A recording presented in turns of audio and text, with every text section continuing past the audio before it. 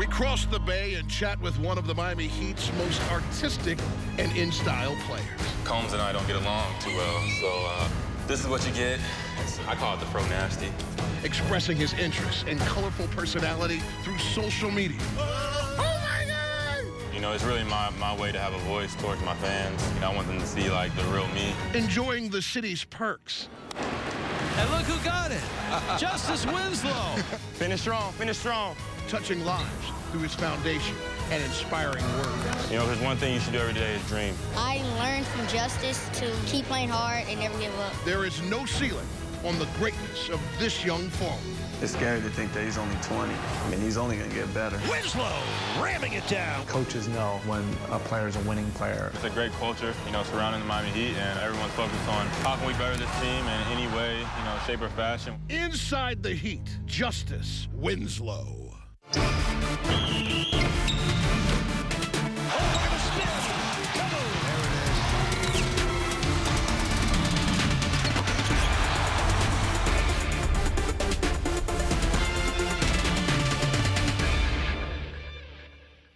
Welcome to Inside the Heat. I am Jason Jackson. Justise Winslow's young basketball life has already been a masterpiece. How about in just 3 seasons, a top high school player out of Texas, a national championship at Duke, and then a top 10 pick of the Miami Heat in the NBA draft. So what better place to talk about his second year here in Miami than right next door to American Airlines Arena at the Perez Art Museum, Miami? Because Mr. Winslow has already shown us he has an expansive love for fashion and art.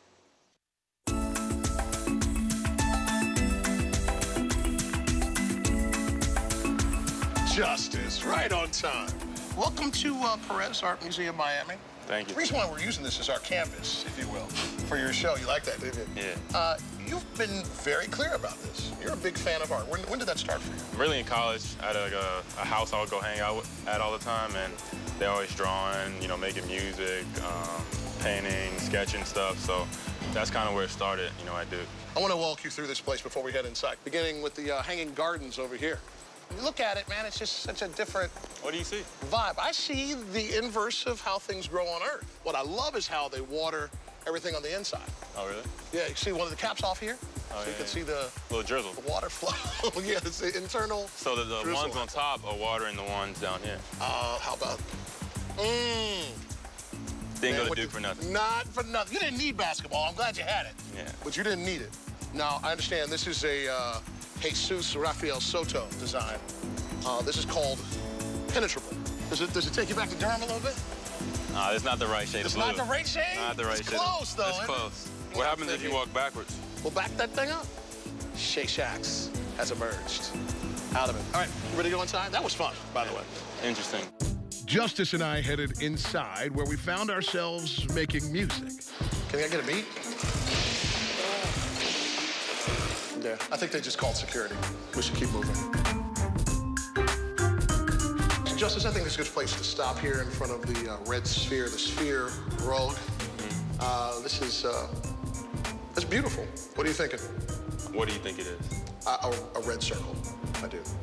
What I see is it sort of plays on the idea of there's always someone watching. Ooh. And so there's all these angles around the world, and they all some way reflect back to you. If I'm standing here, I could find a way to bounce it off and get back to you. And you're standing way over there. I see me. You're not a visionary. I'm trying. Not a visionary.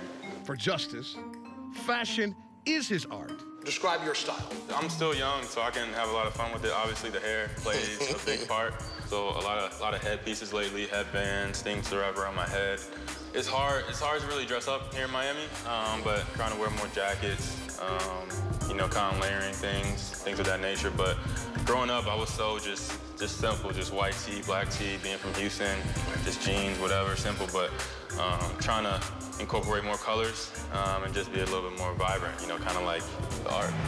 With the 10th pick in the 2015 NBA Draft, the Miami Heat select Justise Winslow. Your mother shared a little information with us. On draft night, you were so concerned about your work. Before the commissioner got up there and said my name, you know, 10th pick, I knew I was going to get selected. by the Miami Heat. My agent told me like 30 seconds before, so I stood up and fixed my suit to make sure everything was crispy. And so at the table, you stood up, tightened it all up. Yeah, so that's what she's talking about. You mentioned your hair, and it is evolving. It's a great way to put it, yeah. Starting from some of the high school photos when you just had the nice little boy fade haircut to your grown man status in your second year in the NBA, how would you describe that evolution of the Fronatic? Well, yeah, like you said, growing up in Houston, I had, the South Side fade, so super low on top and nothing on the sides. And my brother started growing out his hair when I was a freshman in high school, and he was a senior. And so when my sophomore year came around, I was like, you know what, I want to be like my brother. And so that's when I sort of started growing it out. But Combs and I don't get along too well, so there was never really the whole combing thing, and that never really went down. And so this is what you get. It's I call it the Fro Nasty. Fro Nasty? Yeah. I might change that from Fronatic. Yeah. Is this a statement you're making? Is this a part of your entire fashion dynamic, or is this its own entity? Both. It can exist on its own, or it can, be cooperative with other things. But it's also a way for me to kind of express myself in a way. I could braid this, I could pick it out, have the 1980s, fro. It's just a lot of things I could do with it, so it's another, element of that whole art thing. Welcome back to Inside the Heat. Nowadays, we know NBA players are connected directly to their fans through social media. Justise Winslow is no exception, but he has a beautiful canvas to work as he's providing the pictures and sounds of his life. His backdrop is this beautiful city of Miami.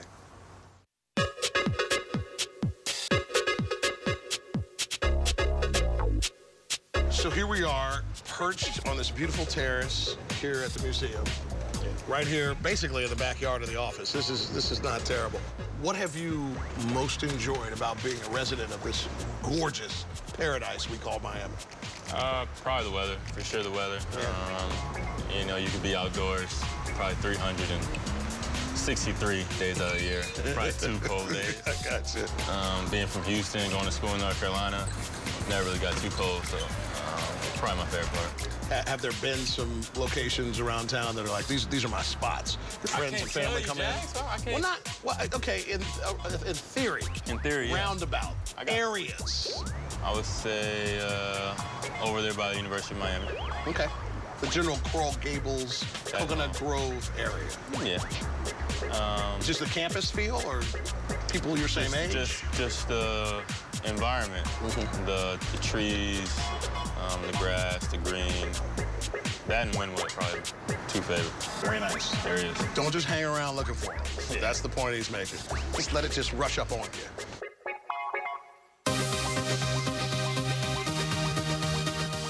Please welcome from Houston, Texas, and forward for your Miami Heat number 20, Justise Winslow. You were over at Marlins Ballpark during the baseball season. What was it like throwing out the first pitch? It was fun. I was a little nervous. Everyone was texting me, so I kind of just lobbed it, and it wasn't a good throw, but I actually caught a home run from the other team that game, so I threw it back. And look who got it. Justise Winslow, and he throws it back. I got a good ovation for throwing the ball back. Nice. Way to touch the people. Yeah. Very good. Did you play baseball growing up? I played T-ball, and then once the balls started being thrown at me, You're done. You're done.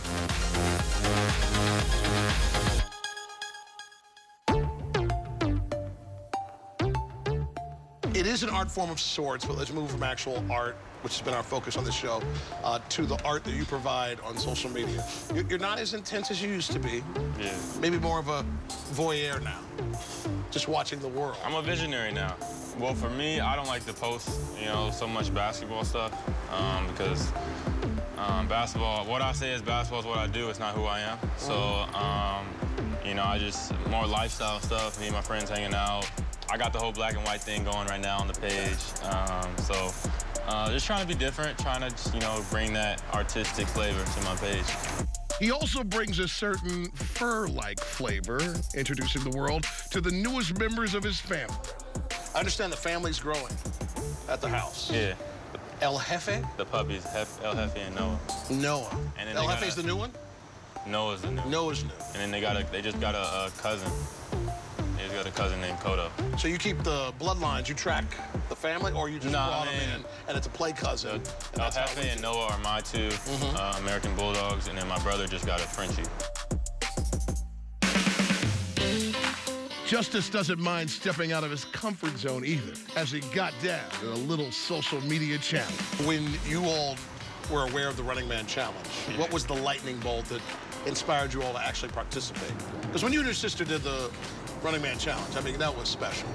Well, we just wanted to make a video, and so I couldn't do it. She could sort of do it, so we spent probably 30 minutes in my living room. We were just trying to learn how to do it, and so eventually we got decently good at it, and you know, she wanted to post it, so I posted it on my page. She posted it, and the rest is history. She's better at it than you are. Yeah. Okay. But one thing Justice is good at is connecting with his fans via his social media. What do you like about the direct connect with fans? I just like that I can really, you know, put whatever I want out there. You know, however I'm feeling, I can kind of display my mood, my attitude, my personality. You know, it's really my way to have a voice towards my fans.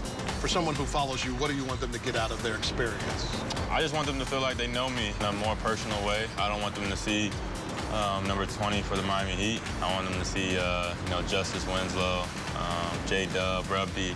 You know, I want them to see, like, you know, the real me.